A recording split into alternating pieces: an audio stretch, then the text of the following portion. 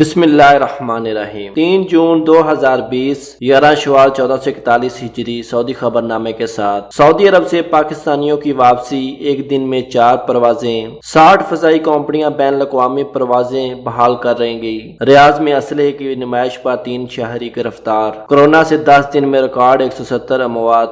مسجد قباء نمازیوں کے لیے کھول دی گئی۔ جوازات کی سروس رسائل و طلبات بند نہیں ہوئی۔ مزید تفصیلات میں جانے سے پہلے اگر آپ نے ابھی تک ہمارا چینل سبسکرائب نہیں کیا تو سبسکرائب کر لیں۔ سعودی عرب سے پاکستانیوں کی واپسی کا عمل تیز کر دیا گیا اور ایک دن میں 4 خصوصی پروازیں ریاض اور جدہ سے روانہ ہوئیں۔ Pakistan international air lines PIA کی 3 خصوصی پروازیں منگل کو ریاض سے پشاور اور ملتان کے لیے روانہ ہوں گی۔ جدہ سے سعودی عربین ایئر لائن کی ایک خصوصی پرواز اسلام آباد گئی ہے، جبکہ ملتان جانے والی 2 پروازوں میں 140 اور 140 اور پشاور جانے والی خصوصی پروازوں کے ذریعے 250 مسافر سعودی عرب سے پاکستان کے لیے روانہ ہوئے۔ پشاور جانے والی پرواز سے 16 پاکستانیوں کی میتیں بھی بھیجی گئی ہیں۔ سفیر پاکستانی راجہ اعجاز، ڈپٹی ہیڈ آف مشن اور کمیونٹی ویلفیئر اتاشی مسافروں کو الوداع کہنے کے لیے ایئرپورٹ پر موجود تھے۔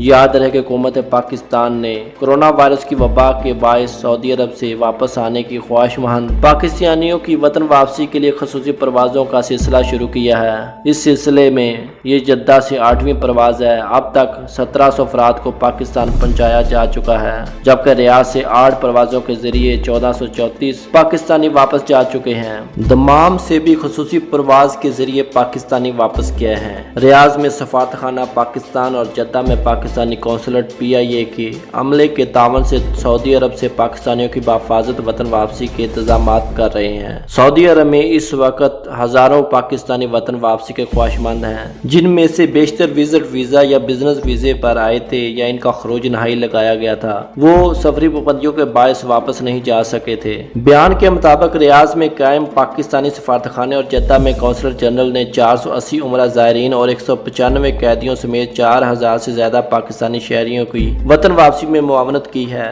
اور 60 فضائی کمپنیاں بین الاقوامی پروازیں بحال کریں گی۔ ایئرپورٹس اور فضائی کمپنیوں کا ڈیٹا فراہم کرنے والے عالمی ادارے OAG نے کہا ہے کہ اس ہفتے 60 فضائی کمپنیاں بین الاقوامی پروازیں بحال کر دیں گی۔ پچھلے ہفتے کے مقابلے میں 1 جون سے تقریباً 57 لاکھ نشستیں ایک ہفتے میں مہیا ہوں گی۔ الامارات الیوم کے مطابق OAG کا کہنا ہے کہ اس ہفتے پروگرام کے مطابق 2,67,000 پروازیں چلیں گی۔ یہ پچھلے ہفتے کے مقابلے میں 16% زیادہ ہوں گی۔ اس کے باوجود نشستوں کی گنجائش کورونا کی وبا پھیلنے سے قبل کے مقابلے میں 66% کم ہوگی۔ بیان میں کہا گیا کہ تمام فضائی کمپنیوں کے لیے اس وقت سب سے بڑا مسئلہ مسافروں کا ہے کہ کتنی تعداد میں ریزرویشن کروائی جائیں گی۔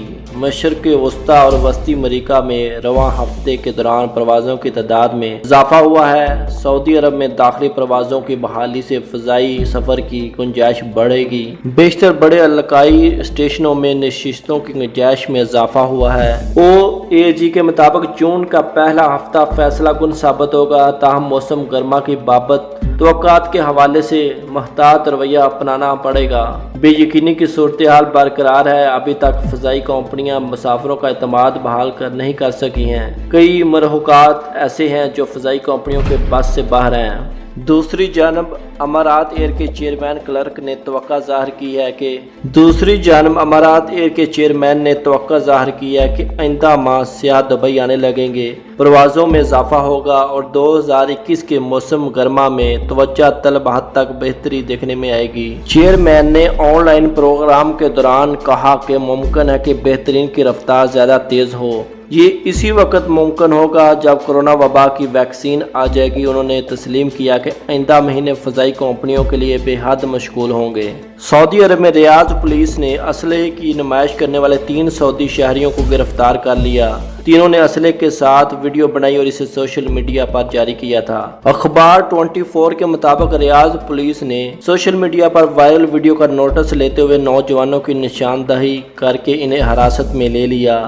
تینوں سعودی شہری ہیں اور عمر کے تیسرے عشرے میں ہیں۔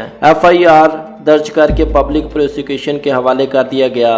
کنگ فہد سیکورٹی کالج کے سابق director major general doctor Fahad Alshalan نے خبردار کیا کہ سعودی معاشرے میں اسلحہ رکھنے کا مسلسل رواج بے حد خطرناک ہے۔ فہد الشلان نے الوطن اخبار سے گفتگو میں کہا کہ دراصل ہمارے یہاں نوجوانوں میں اسلحہ رکھنے کا شوق بڑھ رہا ہے۔ انہوں نے مزید کہا کہ خطرات سے نمٹنے، ذہنی حالات اور اپنے اندر کمی کے احساس کو دور کرنے کے لیے بھی ہتھیار کا سہارا لیا جاتا ہے۔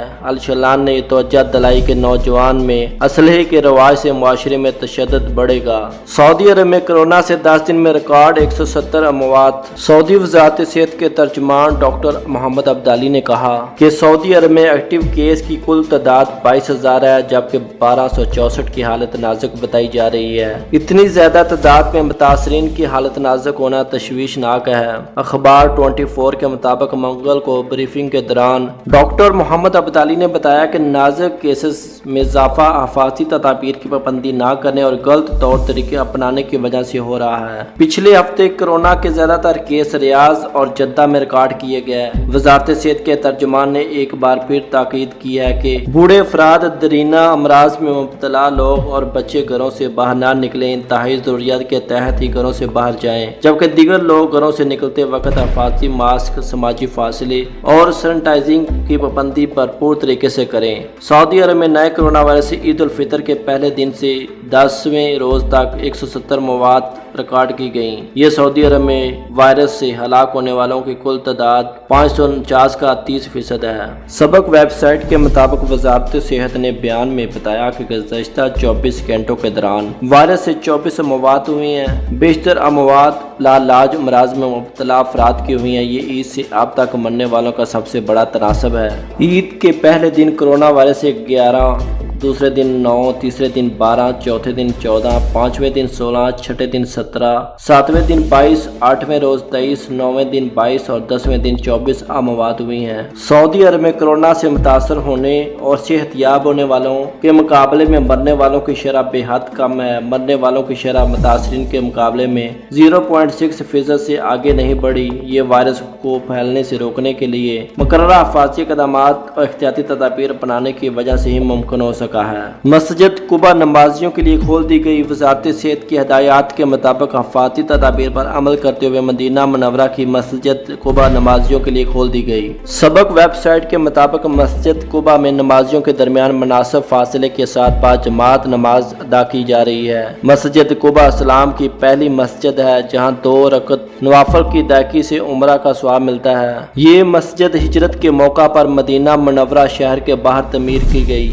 حج و عمرہ کے زائرین اس مسجد میں نماز کی ادائیگی کو بہت اہمیت دیتے ہیں۔ 130 صفائی کے کارکن مسجد کی صفائی اور سینیٹائزیشن کے لیے 24 گھنٹے مامور ہیں۔ مسجد کو نمازیوں کے لیے کھولنے سے پہلے مدینہ منورہ میں وزارت اسلامی امور کے دفتر کے سربراہ شیخ وجیب الطیبی نے مسجد کا دورہ کیا اور حفاظتی تدابیر کو تسلی بخش قرار دیا۔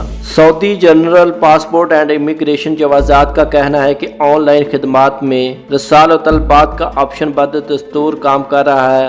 یہ سہولت کرفیو اور مکمل لاک ڈاؤن کے دوران فراہم کی گئی تھی۔ سعودی خبر رساں ایجنسی SPA نے جوازات کی جانب سے جاری بیان کے حوالے سے کہا کہ کرفیو اور لاک ڈاؤن کے دوران جب ملک میں مقیم افراد کی سہولت کے لیے آن لائن سروس آفشر اور مقیم پر پیغامات اور ڈیمانڈ اور رسال و طلبات کا آپشن لانچ کیا گیا تھا۔